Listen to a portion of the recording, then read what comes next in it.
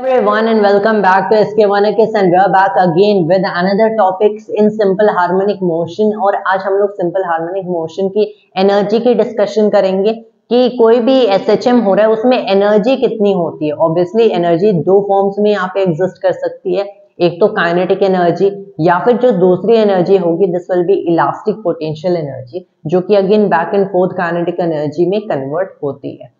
So first of all, let's once again consider the example जो कि हम लोग अभी तक ले रहे थे and this was about ये वाला सिस्टम। इस एग्जाम्पल में as we have seen कि आपके पास एक स्प्रिंग है which we are using to study SHM। आपके पास स्प्रिंग है कनेक्टेड टू अ ब्लॉक जिसका मास m गिवन है।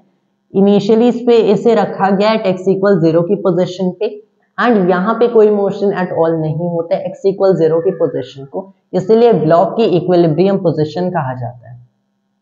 This is the equilibrium position. अब क्योंकि x इक्वल 0 पे कोई फोर्स एक्ट नहीं करे, ऑब्वियसली हमें पता है इससे थोड़ा मूव कराएंगे तो इसकी इनिशियल कंडीशन पे डिपेंड करके क्या होगा कि फेज एंगल डिसाइड होता है। मैंने एक एम्पलीट्यूड पे इसे मूव करा है, फिर यहाँ पे रिस्टोरिंग फोर्स माइनस के ए एक्ट करेगा एंड फिर ये back and fourth with amplitude A oscillate करेगा। किसी भी टाइम इंस्टेंट पे इसकी जो पोजीशन होगी this will be a cos omega t plus five. अब ये जो फाइव होता है this somehow represents the initial condition of motion, कि मोशन की इनिशियल कंडीशंस क्या थी, इनिशियली इस ऑब्जेक्ट के पास कितनी वेलोसिटी थी, क्या एक्सेलरेशन था या फिर ये किस पोजीशन पे सबसे पहले था। क्योंकि अगर आप t इक्वल 0 करते हो so it all goes to cos phi. तो यहाँ पे obviously initial conditions most of the time in such a simple situation अगर आप देखते हो तो ऑब्वियसली हमें पता है इसे ए पे रखा गया है। अगर मैंने इसके लिए फाइव कैलकुलेट करने की कोशिश किया, हमें पता है इसे ए पे रखा गया है, इसे ए पे रखा गया at t equal 0, so this is a equals a cos of omega t plus phi. तो ये फाइव हो गया। यहाँ पे मैंने a एंड a को कैंसिल कर दिया, मुझे फाइव मिला पाई बाई टू। तो pi by two in this general situation ऐसे फेज एंगल की कैलकुलेशन होती है। यहाँ पे phase angle is pi by two, in fact it is in pi by to rather, यहाँ पे तो जीरो हो जाएगा, sorry it is quite confusing जब साइन एंड कॉस को यहाँ पे लिखते हैं, क्योंकि कॉस फाइव मुझे मिला pi by to, that is cos five मुझे वन मिल गया, तो फाइव मस्ट बी जीरो। यहाँ पे जीरो फेज एंगल है, मतलब किसी भी इंस्टेंट ऑफ टाइम पे अगर आपको इसकी इक्वेशन लिखनी है आप कैसे लिखोगे, आप सिर्फ a cos ओमेगा t इस सिचुएशन में लिख सकते हो क्योंकि फाइव आपका जीरो हो गया। अगर फाइव जीरो ना होता वो ऐसी सिचुएशन में हो सकता था कि अगर आपने जब इसे a पे रखा है तब इसके पास कोई दूसरी वेलोसिटी है या फिर t इक्वल 0 पे ये a पे है नहीं, ये इस पे भी डिपेंड करता है कि आपने t इक्वल 0 डिसाइड कब किया, कि कब आपने डिसाइड किया। Now you are going to just start the clock जिससे आप सारी कैलकुलेशंस करोगे। मान लो मैंने बेसिकली क्या माना कि ये ऑलरेडी एसएचएम कर रहा है एंड जब ये किसी पोजीशन x पे था, जब ये किसी पोजीशन x पे था एंड इसके पास कुछ वेलोसिटी v थी, तब मैंने माना कि यहां से मेरा क्लॉक स्टार्ट करता है, ये मैंने t इक्वल 0 को माना है। उस केस में यहाँ पे इसके पास ऑलरेडी एक पोजीशन x वेलोसिटी v है, तो अगर मैंने यहाँ पे कंसिडर किया पोजीशन है x वेलोसिटी v, अब फेज एंगल कैसे निकालेंगे, मैंने कर लिया कि this will be written as x only equals a cos, फिर हो गया ओमेगा t प्लस फाइव। अब मुझे इसकी कैलकुलेशन करनी पड़ेगी, ऑब्वियसली यहाँ पे cos omega t plus five है, t को मैंने जीरो ले लिया तो this is a cos five, x equals a cos five, ये टर्म मुझे मिल गया। अब एक्चुअल में क्या होता है कि x को अगर मैंने यहाँ पे माना t इक्वल 0 पे किसी कोऑर्डिनेट x पे, many times value of x can be given, amplitude पता है सीधे फेज एंगल की कैलकुलेशन हो सकती है। अगर नहीं वेलोसिटी हम लोग कैसे निकालते हैं, minus omega a sine of यहाँ पे फाइव हो जाएगा। इस केस में वेलोसिटी पता है सीधे फाइव निकल सकते हैं बाय एंगुलर फ्रीक्वेंसी रूट के ओवर m इस सिचुएशन में। तो ऐसे समहाउ फेज एंगल की कैलकुलेशंस होती है। This part was very much like omitted from previous video, तो again this is done over here. ये भी बेनिफिशियल होगा इन आवर दिस सेक्शन जो कि हम लोग आज कवर करेंगे। एनर्जी कि मेरे पास एक ऐसे कुछ फेज एंगल हो सकता है फाइव, तो ये मैंने अगर जनरल इक्वेशन ले लिया तो इसमें इसकी वजह से किसी भी सर्टेन पॉइंट पे स्पीड की वजह से कितनी एनर्जी होगी एंड स्प्रिंग की डिफॉर्मेशन की वजह से कितनी एनर्जी होगी, टोटल मैकेनिकल एनर्जी कैसे होगी। तो यहाँ पे अगर मैंने देखा कि सिस्टम में पहली चीज that you have to notice, kinetic energy potential energy में कन्वर्ट हो रही, पोटेंशियल फिर से काइनेटिक में कन्वर्ट हो रही। That is the reason, since अगर मैंने यहाँ पे फ्रिक्शन को इग्नोर कर दिया कि यहाँ पे रफनेस तो है ही नहीं, तो यहाँ पे दूसरा कोई फोर्स एक्ट ऐसा नहीं कर रहा है जो कि इस सिस्टम पे कोई वर्क करेगा। ऑब्वियसली वर्क हो रहा है इस ब्लॉक पे बाय स्प्रिंग वर्क हो रहा है, लेकिन वो अगर बैक एंड फोर्थ मैंने काइनेटिक एनर्जी की कैलकुलेशन में रख लिया, दूसरा ऐसा कोई फोर्स नहीं होगा जो कि एक्सटर्नल वर्क करेगा इस पूरे सिस्टम पे। दैट इज द रीजन जो टोटल एनर्जी होगी kinetic plus potential, total mechanical energy ये कांस्टेंट रह जाएगी। तो first thing that you have to see कि टोटल मैकेनिकल एनर्जी इस सिचुएशन में कांस्टेंट है। एंड अगर आपको टोटल मैकेनिकल एनर्जी कांस्टेंट है, इजीली आपको मिल सकता है किसी भी पॉइंट पे टोटल मैकेनिकल एनर्जी। अगर आपको किसी पॉइंट पे डिफॉर्मेशन पता है, आपको सीधे वेलोसिटी पता चल जाएगा, क्योंकि टोटल एनर्जी को आप कांस्टेंट रख सकते हो। कंजर्वेशन ऑफ एनर्जी, दूसरा कोई वर्क हो नहीं रहा है, and this is not an up और डाउन मोशन जहाँ पे ग्रेविटी वर्क करेगी। तो अगर मैंने ले लिया टोटल मैकेनिकल एनर्जी को मैं sum of kinetic and elastic potential energy रखूंगा, तो ये मेरा कांस्टेंट हो गया। अब काइनेटिक एंड इलास्टिक में लिखूंगा कैसे, किसी भी पॉइंट पे हाफ mv स्क्वायर इस काइनेटिक एनर्जी, इसको मैंने एक मासलेस स्प्रिंग माना है कि ये जो मेरी स्प्रिंग है दिस इज मासलेस। अगर ये मासलेस है so the mass of the block is all that counts in kinetic energy. Elastic potential energy, ये एक रिजिड बॉडी होगी सच दैट इसमें कोई इलास्टिक एनर्जी स्टोर नहीं है। This very important thing to notice कि ये जो ब्लॉक है मेरी, ये मैंने एक रिजिड बॉडी माना है। तो दो आइडियलाइजेशंस मैंने लिए, एक तो कि स्प्रिंग मासलेस है कि इसमें काइनेटिक एनर्जी स्टोर नहीं होगी, दूसरे की ब्लॉक रिजिड है कि इसमें पोटेंशियल एनर्जी स्टोर नहीं होगी। तो काइनेटिक एनर्जी ब्लॉक से आ रही है, पोटेंशियल एनर्जी स्टोर हो रही है इस स्प्रिंग में। तो इसको मैं किसी भी पॉइंट पे हाफ kx² लिख सकता हूँ जब स्पीड v थी। इन दोनों को ऐड करके मैं इसे कांस्टेंट मान सकता हूँ, जो भी कांस्टेंट की वैल्यू होगी। क्या होगा उसे निकाल लेते हैं, सिंस कांस्टेंट होगा सारे पॉइंट पे सेम होगा।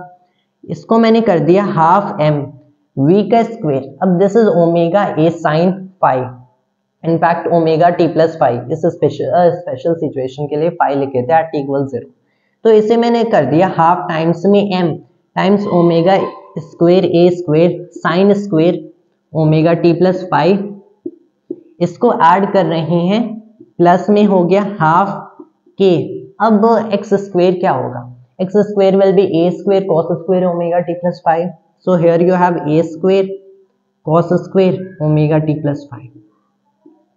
ये कौन सा कांस्टेंट मिलेगा, यहाँ पे अगर आप देख सकते हो हाफ सीधे कॉमन हो गया कि a स्क्वायर यहाँ पे है, a स्क्वायर भी कॉमन हो जाएगा। तो if you are taking out some terms as common, आपको एक चीज मिलेगी m ओमेगा स्क्वायर। ये m ओमेगा स्क्वायर तो k स्क्वायर के इक्वल आता है। If I write omega as square root of k over m, तब मुझे पता है ओमेगा स्क्वायर इज km, तो m ओमेगा स्क्वायर क्या होगा, this will be equal to spring constant. तो इसे मैंने स्प्रिंग कांस्टेंट लिख दिया।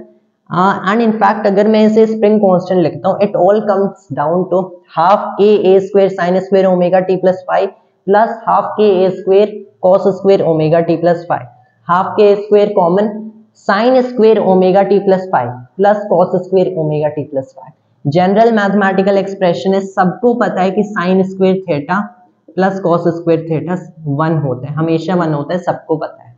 यहाँ पे थीटा क्या है, ओमेगा t प्लस फाई। तो भाई जस्ट बेसिक ट्रिगोनोमेट्री हमें क्या मिला, ये मेरी वैल्यू 1 हो गई, एंड में रिजल्ट क्या मिलता है, half k a square. A result as simple as this, half k a square is all the energy that is in it. तो मेरी जो टोटल मैकेनिकल एनर्जी होती है, जिसे मैं half mv square plus half kx square लिखता हूँ, this is half k a square.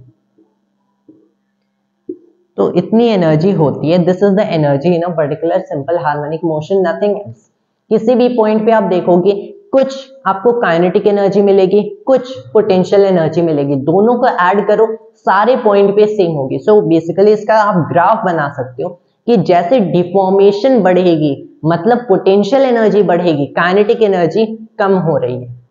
तो एंड जब काइनेटिक एनर्जी बढ़ रही है, डिफॉर्मेशन मतलब पोटेंशियल एनर्जी कम हो रही है, समथिंग लाइक दिस। अगर इसका मैं ग्राफ आपको बना के दिखाऊं, बेसिक ग्राफ बनेगा टाइम के साथ, it is something like this कि ये अगर मैंने ये एक काइंड की एनर्जी कंसिडर किया, मान लो ये मेरी पोटेंशियल एनर्जी है, तो काइनेटिक एनर्जी का ग्राफ ऐसे बनेगा।